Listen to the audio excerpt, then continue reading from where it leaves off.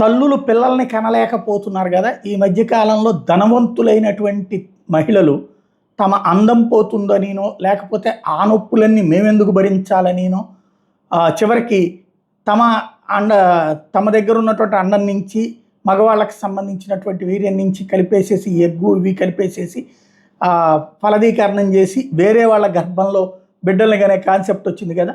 తల్లులు పేరుకు వీళ్ళు, ఒరిజినల్గా నవమాసాలు మోసి కనిపించేది కనేది వేరే వాళ్ళు, అదే సరోగసి. ఆ స్టేజీకి రాబోయేటటువంటి రోజుల్లో ఇప్పుడు ఇదివరకైతే ఒక్కొక్కళ్ళు 10 మంది 15 మంది 20 మందిని కూడా కన్న రోజుల నుంచి ఇప్పుడు ఒక్కొక్కళ్ళు ఒకళ్ళని కనడానికి కూడా ఇంట్రెస్ట్ చూపెట్టక, అంతకైతే కనుక ఏది ఆపరేషన్ ద్వారా డెలివరీలు కోరుతున్నటువంటి రోజులు, న్యాచురల్ అన్నటువంటిది తగ్గిపోతున్నటువంటి రోజుల్లో ఇంకొక కృత్రిమత్వానికి సంబంధించిన అంశాన్ని చైనా తీసుకొస్తుంది. రోబోతో బిడ్డలనంట, బిడ్డలు గంటయ్యట రోబోలు. రజనీకాంత్ నటించిన రోబో సినిమా గుర్తుందా? సనా ఐశ్వర్యరాయని పెళ్లిపేటల మీద నుంచి ఎత్తుకొచ్చిన చిట్టి తాను అభివృద్ధి చేసిన కృత్రిమ జీవకణాన్ని సనా గర్భంలో ప్రవేశపెడతానంటాడు.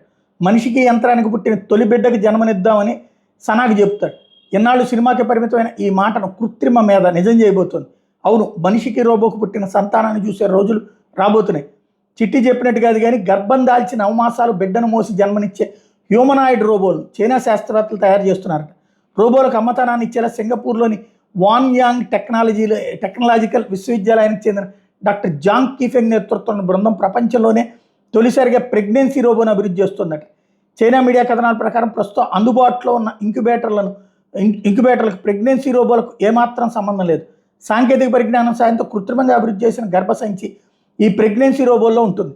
ఆర్టిఫిషియల్ అమ్నియోటిక్ ద్రవాలతో నిండి ఉండే ఈ కృత్రిమ గర్భసంచి అచ్చం మానవ గర్భసంచిలానే పనిచేస్తుంది.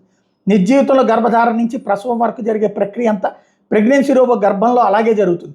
ప్రెగ్నెన్సీ రోబోల ప్రోటోటైప్ వచ్చే ఏడాదికి సిద్ధమవుతుందని, అందుకు 12.96 లక్షల వరకు వ్యయమవుతుందని జాంగ్ పేర్కొంటున్నాడు. ఈ ధనవంతులందరూ పెళ్లి వాళ్ళు చేసుకుంటారు, పిల్లల్ని రోబోతో కనిపిస్తారు.